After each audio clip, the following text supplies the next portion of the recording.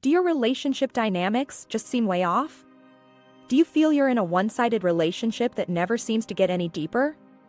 Are you desperate for more emotional intimacy but feeling your partner is moving further away? Perhaps your partner is emotionally unavailable. So what do we mean by emotional unavailability? If someone is emotionally unavailable, they may find it hard to be fully present in an intimate relationship. They may be hard to read or appear to be blowing hot and cold. If your current partner is emotionally unavailable, you'll notice that they shy away from discussing deep emotions. It may be hard work to build a personal connection on any kind of deeper level. And without that emotional and sexual intimacy, it can make it extremely difficult to build a healthy and fulfilling relationship.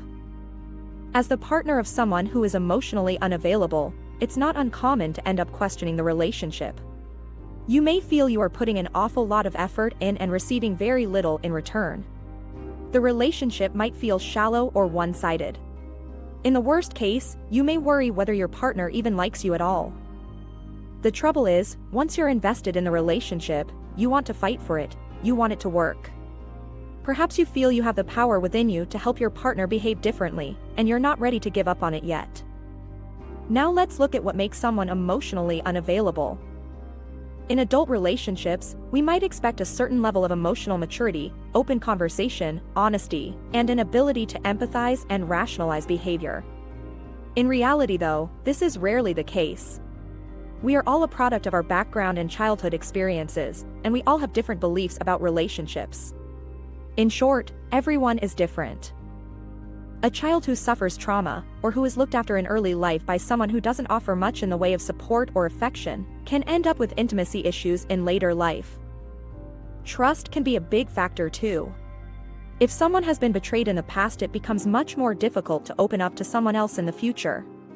This can lead to a fear of intimacy, in case a new partner proves themselves to be untrustworthy as well. Or perhaps it is just that your emotion-avoiding partner is simply not ready to prioritize you over their own needs. The hopeful news is that emotional unavailability is often a temporary state. When our minds are full of anxiety, stress, and day-to-day fires to fight, it can be hard to find the time and headspace to open up and let someone else in. Depression in particular can have a huge impact on emotional withdrawal from a partner.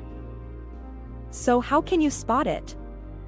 It can be difficult to recognize emotional unavailability, particularly if it's a new term or something you're not familiar with. Here are a few signs to look out for. Your partner finds it difficult to commit and stick to plans. They are not communicating consistently with you. You feel your partner is not 100% invested in the relationship, no matter how hard you try. You feel you never get closer. You struggle to get your partner to open up about opinions, thoughts, or feelings. You feel like you're always the one chasing for action or seeking reassurance. Of course, if you're trying to get your partner to share their sexual fantasies, you might find they're not willing to open up. That's not necessarily a red flag. But if you're simply trying to build emotional connections and develop intimacy, and they're still not open to it, this might be a sign. Emotional unavailability doesn't have to be permanent.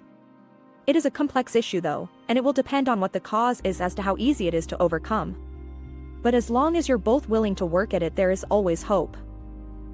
Our advice is to first explore where the issue has come from. Has this always been your partner's outlook on life, or has there been a shift? Has there been something going on at home or at work that is causing particular stress or anxiety? This could be causing them to retreat.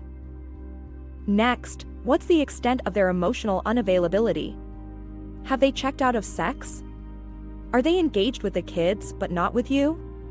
Or worst case, are they checked out across the board? And what is their window of tolerance for discussing these issues? Can you chat about it openly? Do you need to approach it more gently, like, "I'm noticing that lately you seem a bit different, are you okay? How can I help?" Or is it a total no-go area? It's important to start where your partner is.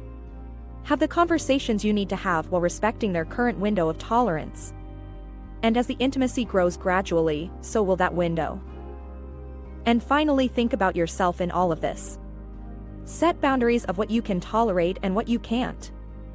Sometimes it's important for our own mental health and that of our loved ones to stop pretending. Where emotional availability is concerned, sometimes a person is simply not capable of giving you what you need right now. And maybe you can't fix that. Only you can decide if you can live with it. Could you be the emotionally unavailable one? If this video has rung a bell with you and you believe you recognize a part of yourself in its words, maybe you are the one who is emotionally unavailable. That doesn't necessarily mean there's anything wrong. Perhaps it's just something you've not picked up on before. The good news is there's plenty you can do to rectify the situation as long as you're prepared to put the effort in, although it's not realistic to expect it to happen instantly. The best and first thing you can do is let your partner know that you recognize there's a problem and you're willing to work on it, and let them see you taking steps towards doing that. This alone might be enough to begin building and strengthening those important connections. Try to work out the cause. This is not something that's easy to do alone. You may find talking to a therapist or counselor can help unlock deeply buried feelings. It may be something recent and obvious, or it could be rooted in treatment you received as a child. Think about how emotional unavailability is showing up in your relationship. Do you find yourself making commitments and then dreading them as they approach and wanting to back out? Or are you worried about losing your independence? This is quite common and there's not necessarily anything wrong with it, but your partner could feel as though you are not prioritizing them. In a healthy relationship, partners should balance one another's needs with their commitment to each other. This will look different in every relationship, hence it may take some time as well as teamwork to establish how to do this in a way that feels right for both of you. Being emotionally unavailable does not make you a bad person, and it certainly doesn't mean you're incapable of loving your partner. But it may mean you have some work, or maybe we should call it personal development to do if you want to overcome the emotional distance and build an authentic connection with your partner. Learning to open up about your thoughts and feelings can be terrifying, particularly if you've never really done it before. It's usually better to start slowly and try to get your thoughts out before you begin to share them. Perhaps try writing in a journal, just 5 minutes a day as a start point, and don't be afraid to open up a little to a trusted friend. And begin to take notice of the healthy relationships that go on around you. You can learn a lot simply by taking note. Whether you're the unavailable person or the romantic partner, long-term relationships built on emotional unavailability can feel challenging and even unfulfilling. You might feel like you're in a broken relationship, one that is failing. Be reassured though, it is possible to rebuild that meaningful connection, as long as both partners are willing to put in the work. This probably isn't something you can work through alone though, and that's okay. If you are struggling with emotional vulnerability and feel it's leading to distress or mental health issues, please do make sure you seek support. Couples counseling or a relationship coach or marriage therapist should be able to help you understand more about your behavior in relationships and encourage you to find a little more comfort with vulnerability. Thanks for watching. If you enjoyed the video, please hit that like button and subscribe to never miss our future videos like this one.